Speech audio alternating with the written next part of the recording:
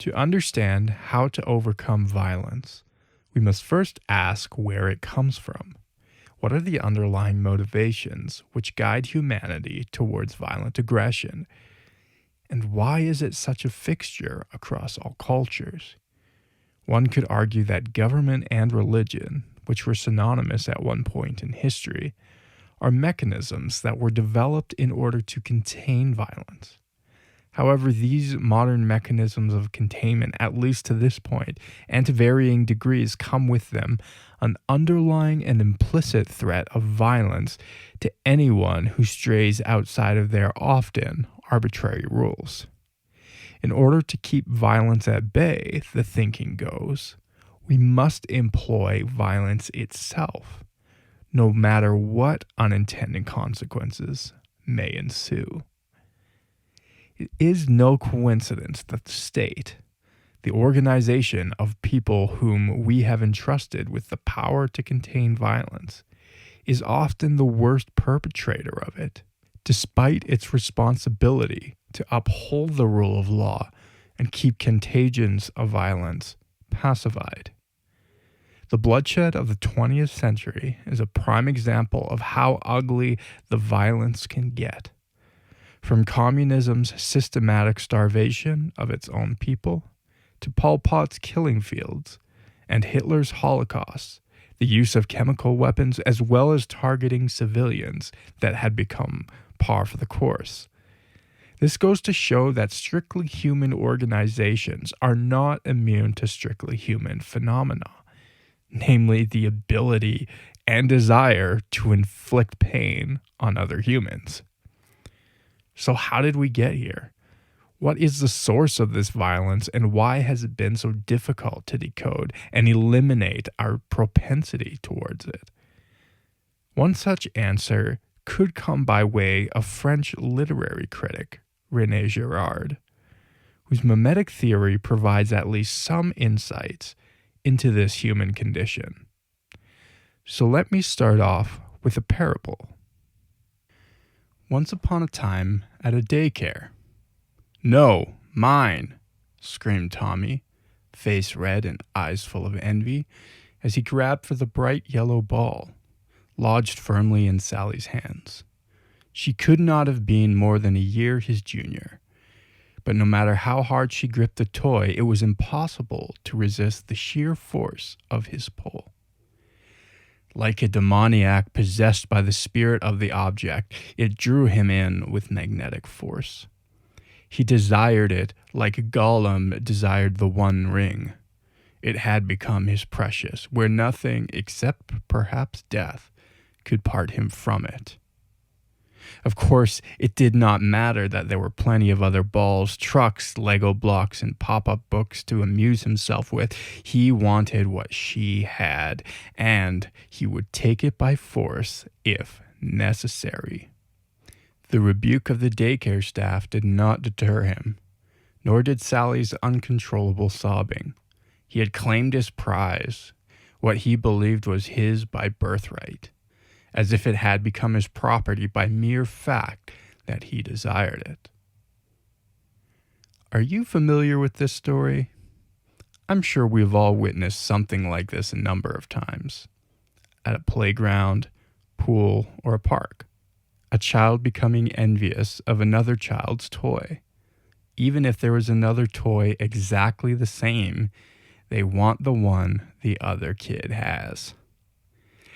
This process is what Rene Girards called mimetic desire.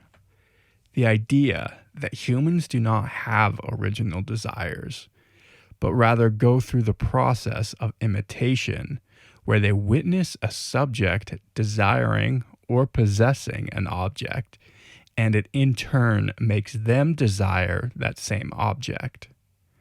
Terms like keeping up with the Joneses or monkey see, monkey do are examples of a plethora of such cultural idioms which express the mimetic nature of human beings. Why do you wear the clothes you wear? Why do you listen to the music you listen to? Watch the movies you do? Even language itself is developed through a continual process of mimesis. So who was Rene Girard? Well, he was a professor and French literary critic who started his academic career at Indiana University in the early 50s. Through his teachings of many great works of literature in a classroom setting, he began to observe a pattern in novels where mimetic desire would play out between the characters. The desire would turn into competition, and the competition into what Girard called mimetic rivalry. He also explored ancient mythologies and religious stories and observed much of the same themes at play. Things like rivalry, jealousy, envy, even love and friendship. It's not difficult to see how these dynamics play out in day-to-day life. In all kinds of human organizations, from politics to sports to culture, the phenomena is present. In a sense, we cannot escape mimetic desire, as it's a fundamental element of being human. We learn as children by copying our parents and our peers. We copy what we observe in the world around us. Girard posited that tribal warfare and violence has its roots in mimetic desire. To explain how this would play out, consider this analogy. Imagine two male friends in high school. Let's call them Bob and Joe. They both love football, and they get along really well because of their mutual love of the sport. And in turn, they spur one another on, an obvious process of mimetic desire. The boys try out for the football team. Bob gets a starting spot, and Joe is relegated to the bench. Joe feels he is as good or better than Bob. Instead of strengthening his already present bond with his friend through their mutual desire, he has developed resentment against him. And this is an example of desire escalating into rivalry. It is important to note that extreme scarcity introduces rivalry into many violent situations. In the case of this analogy, there is only one starter spot while two desire the same position. Because of his envy, Joe starts being hypercritical of anything his friend does wrong on the field.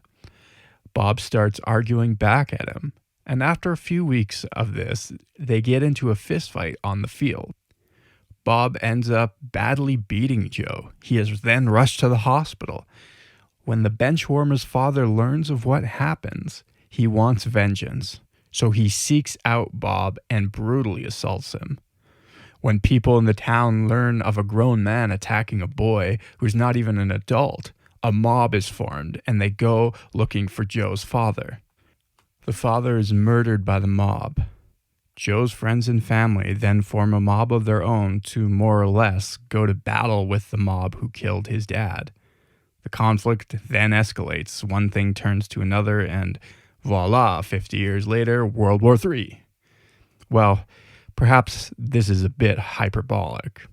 However, even though that formulation is somewhat simplistic, it does capture the essence of many violent events in history, from wars to ethnic conflicts to slavery and religious persecution. If you go back far enough, you can probably find a mimetic event which triggered the cycle of violence.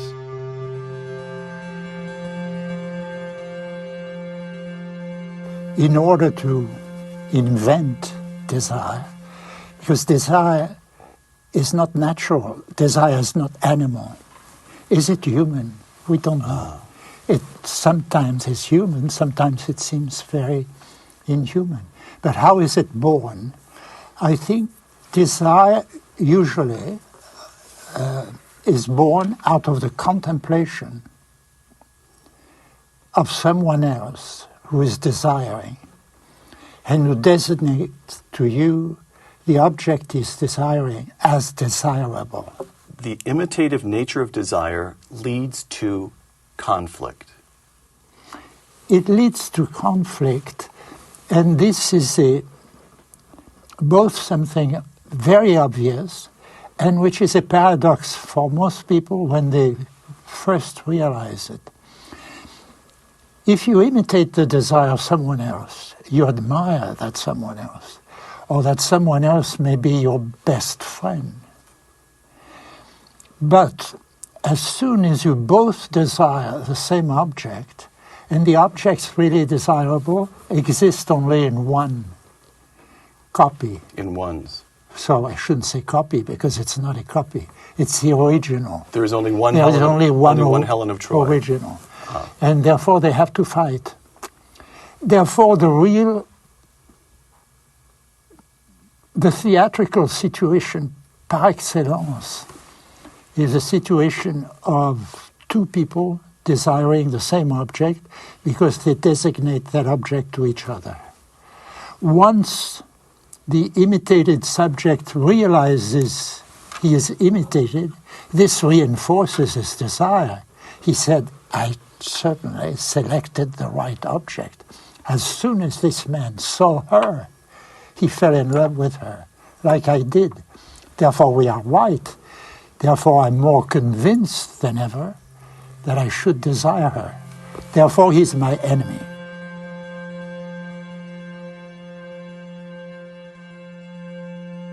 As previously mentioned in the parable of the high school football players, when rivalries intensify and escalate into violence, what was once a personal conflict between two individuals can easily evolve into a rivalry between factions, coalitions, or tribes. Friends, families, co-workers, sports fans, and so forth can be mimetically drawn to the conflict of the individuals and identify themselves as partakers of the conflict itself, whether or not they had anything to do with it in the first place.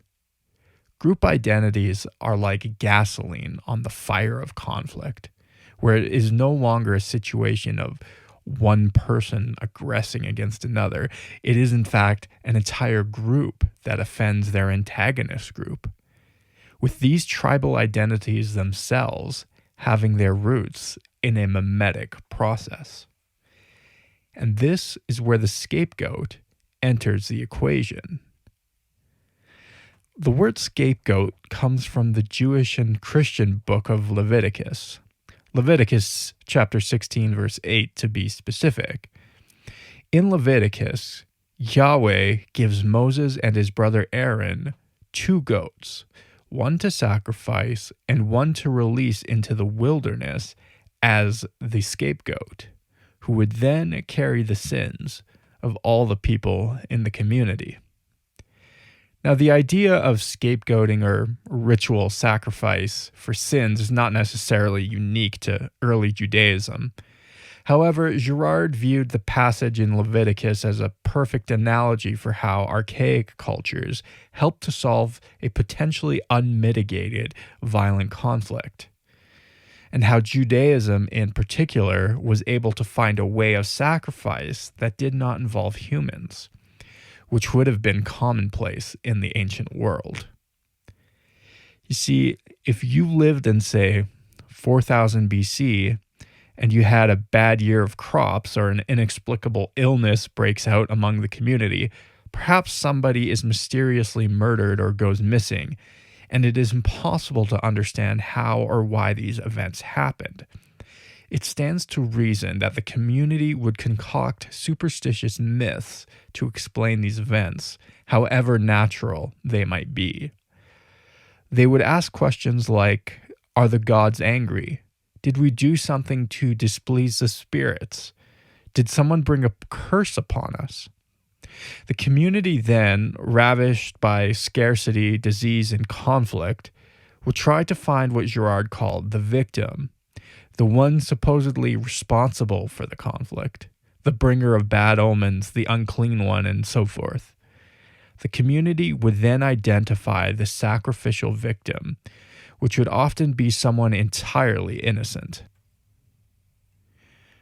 The hidden reason for killing an innocent is, if they killed the legitimately guilty party, they would be at a high risk of evoking a revenge response from the family or clan of said guilty party. So the workaround on this would be to find a victim who no one would object to being killed. This innocent victim would often be some kind of social outcast, perhaps the mentally ill, those with diseases or physical disformities, often those who were a net resource drain to the community.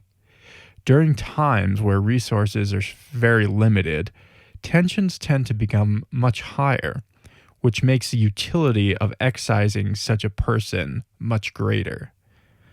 Though often this scapegoating process would be unacknowledged by the community, they often will make excuses or believe their own lies about the victim to the point where they do not even realize what they are doing. In fact, in order for someone to be scapegoated, you can't be aware that you are scapegoating them, and you believe you are in fact carrying out a form of justice. Girard called this the veil of ignorance. In mimetic theory, it is understood that the act of sacrifice has a cathartic and unifying effect. It brings everyone together in fits of anger and hatred directed at a single object or victim. They can now forgive one another and let go of their grievances in exchange for their alliance against a common enemy. It's like when Tom Brady and the Patriots make it to yet another Super Bowl. An entire country unites against Brady. If and when the Patriots lose in the Super Bowl, football fans everywhere but Boston unite in celebration. They experience a cathartic release that comes through the gratification of watching Tom Brady and the Patriots lose, or be sacrificed, so to speak, to the opposing team. This also provides a pretty good explanation for how political parties form a government in many countries. That being through a shoestring coalition of factions and interests against a common enemy or identity group, who is the sacrificial lamb as the ruling party cements their power. As the ancient Sanskrit writing famously puts it, the enemy of my enemy is my friend.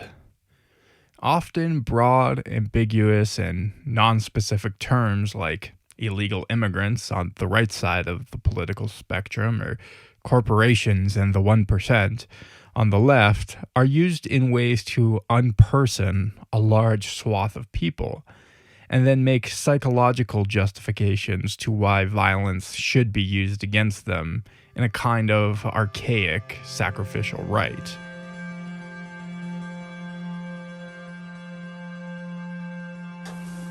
So, if it is so, there should not be any human society. It should be impossible. Total conflict all the time. Total conflict all the time. But if you have that total conflict, you also have a way in which this conflict is automatically, cancelled and resolved by. And it is when people imitate no longer the choice of opponent, but also what they feel about everything. And they are all going to gather against the same opponent.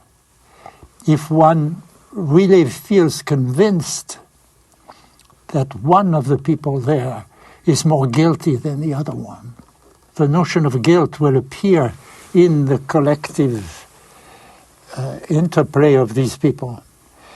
And as soon as this happens, it gathers speeds, and ultimately one victim must be killed or driven out or otherwise gotten rid of. And this is what I call not I, but everybody calls the scapegoat.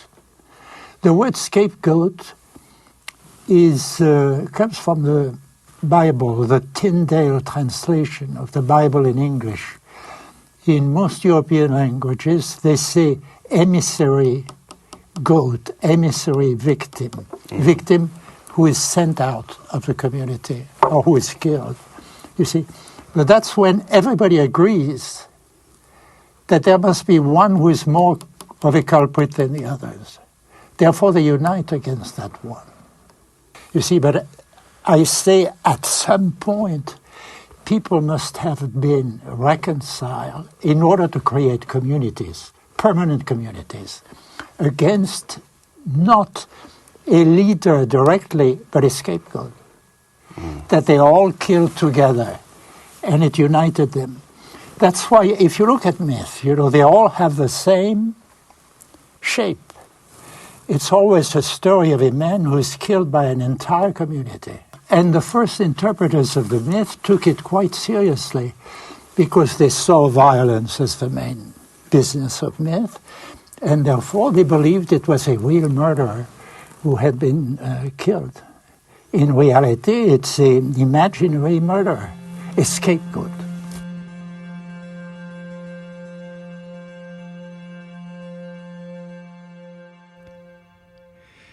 As alluded to earlier, when a community in the throes of conflict obtains peace through the violent expulsion of a scapegoat, they cannot perceive that it is their own unanimous violence which produced the peace. The blindness on the part of the participants with respect to what they are really doing, which is killing an innocent victim, is one essential element required for the scapegoating mechanism to work. Scapegoating can only work when we do not have any insight into what we are actually doing. It can only work in a state of ignorance. Girard believed that the gospel accounts of God himself being the sacrificial victim, or the scapegoat, was the beginning of the demythifying of religion. When Christ dies on the cross, he exposes the age-old institution of human sacrifice for what it truly is, an unjust and dehumanizing practice. If a truly innocent person becomes a ritual sacrifice with no evidence of guilt, how can we any longer trust such an institution? We can no longer look at any of our sacrificial victims in the same way. We cannot unperson them or view them as less than human miscreants to be the object of our rage. Now, even if you do not believe the Gospels as divine, they no less do the job of unveiling archaic religion and myth for what it really is. The introduction of inherent value to the victims, and by extension, all of humanity. This is in many ways the premise on which much of Western society is based, that human beings have some kind of divinity within them, which is innate. And by extension, we are owed certain inalienable rights which should not be infringed.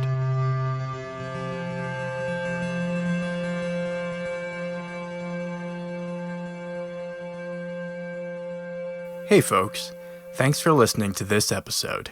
If you enjoy this show, would you consider giving a 5-star rating and review wherever you listen to podcasts? You can also share this episode with your friends and family, and give it a follow on social media. If you would like to financially support the show, you can do so at www.patreon.com/thepeacefulway. If you would like to support in a different way via cryptocurrency or PayPal, email me at thepeacefulwaypodcast@gmail.com. Thanks, and enjoy the rest of the show.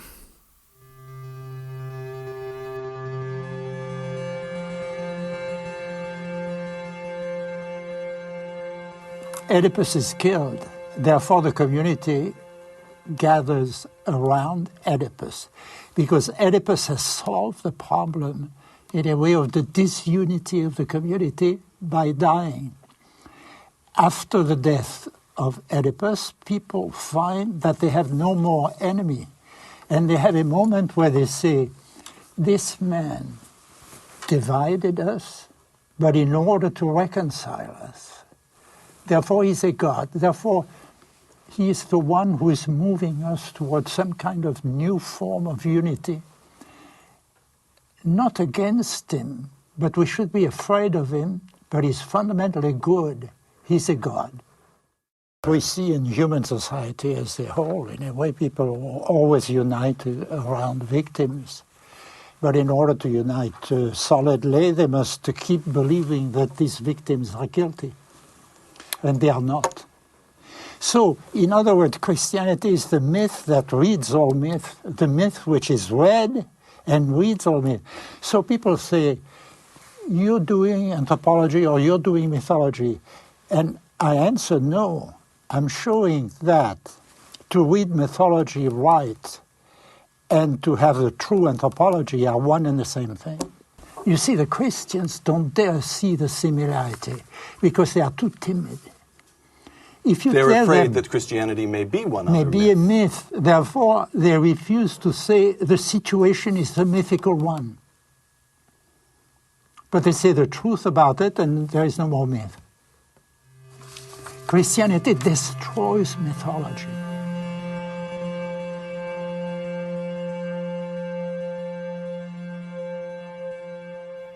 Now, some might call mimetic theory a theory of everything, insofar as it contains within it explanatory power on how human culture works, or might work. Though I would personally not go so far, I do find it very compelling and insightful in understanding a vast array of phenomena. And even to this day, Girard's ideas have been inspiring new studies in the areas of evolutionary biology, psychology, and a plethora of other natural sciences. It also appears to make many religious practices and traditions make a lot more sense in the context of a mimetic process. Though it is important not to chalk everything up to simply mimetic theory, it certainly invokes a number of great questions to ask in any human interaction or dynamic. And arriving back at the question of why are humans violent, it is worth exploring how culture has developed mimetically. Through a long and slow process of copying one another, how desire can escalate into rivalry and rivalry to violence. How does it evoke our fears? Are our fears rational? Or have they been conjured up by a culture which tells you to be afraid? Our desire for things like clothes, cars, homes, safety, etc. Do we need these things? Will they make our life better? Or are we being subtly influenced and manipulated by the desires of those around us and what we see on television and social media? And who are we scapegoating? Which person, which group? Is the punishment, banishment, or elimination of a person or group going to make us better, happier, or more fulfilled? Will it lead to the good outcomes we assume will be a result? These questions and many more are important to ask, especially in the pursuit of a less violent world.